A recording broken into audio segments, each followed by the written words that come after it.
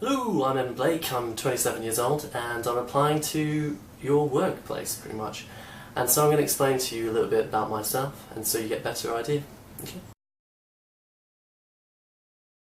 Qualified, what does that mean? Well, it means that I did 140 hours of online and in-class material. The in-class was actually in Edinburgh in 2011 after I finished my university, which I finished the same year.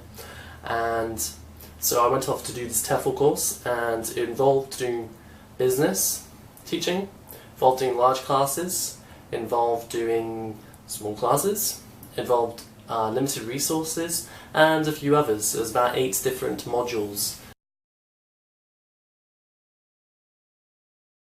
So I just got back from Korea, where I spent a year teaching kindergarten and elementary students. It was a fantastic experience, and I enjoyed and learned so much about it. So basically, I did close to 1,500 classes.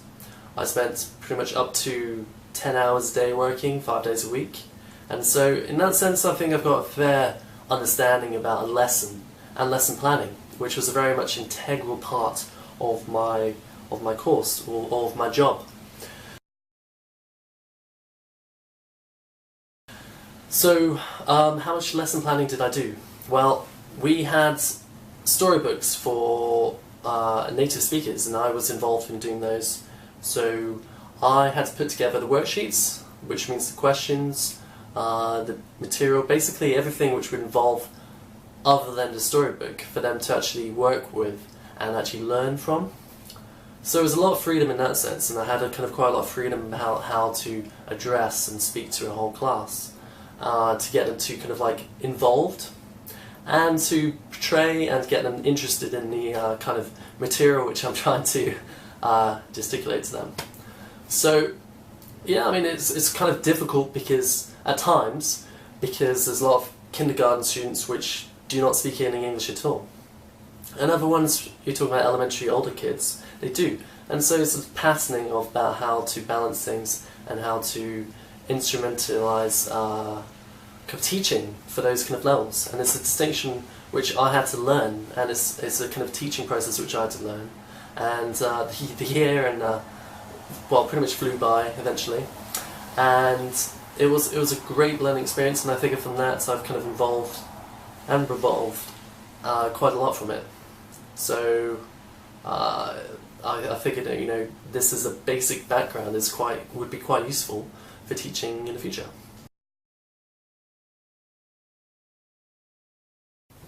Okay, so I graduated in philosophy and film in 2011, where I got a 2-1, and so how can I apply this to teaching? Well, I think it's pretty straightforward in the sense that there's a lot of language-based skills involved.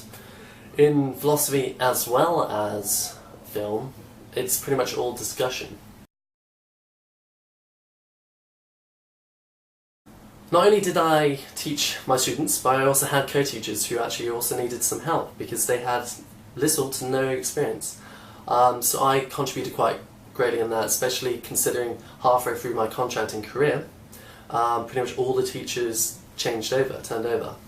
So it meant that I had to pretty much be in charge of a department. I was in charge of 3 other teachers.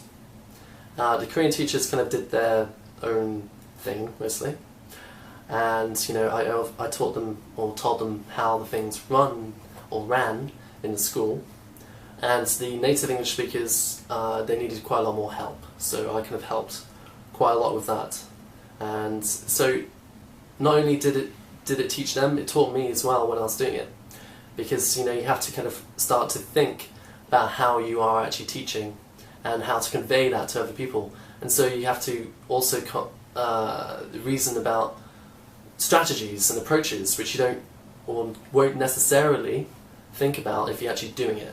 So, teaching is a learning process too. And I also think that as well when you're teaching the kids.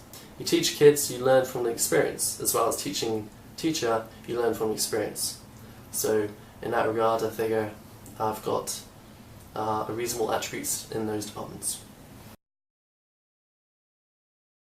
So why would I be good to teach at your school?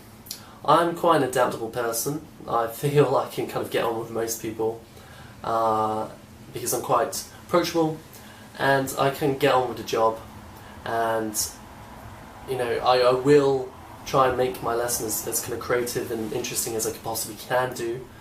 So I'll kind of push myself to kind of like achieve, as well as, you know, relationships in general. We're talking about student-teacher relationship as well as kind of co-teachers. It's all very crucial that there's a balance and there's kind of like a good atmosphere, and I feel I can do that too. So you know, I've had quite a lot of experience with working with people in general, and I've only got positive things to say about that.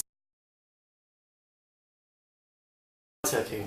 Well, Turkey, because it's, to me, and pretty much to most other people in the world, it should be a hub of culture as well as history. You know, I've read books, I've read kind of histories, and I kind of know a little bit about the world, but unless I actually go to a place, you know, you don't feel that connected. So there's that kind of mentality going on there, because, you know, you can only read so much before you actually go and experience a place, and so it'll give me an opportunity to experience a place, which I'm really fascinated about. Additionally, it will help me to kind of evolve as well, because I try to put myself in positions or places which I'm not that familiar with, and that's pretty much taking yourself out of your comfort zone is the only way you can actually kind of gain any kind of altitude in yourself, I guess. So there's various factors. I've also had a huge number of people kind of speak to me saying it's an amazing place to be, so I'm quite up for kind of seeing what it's about.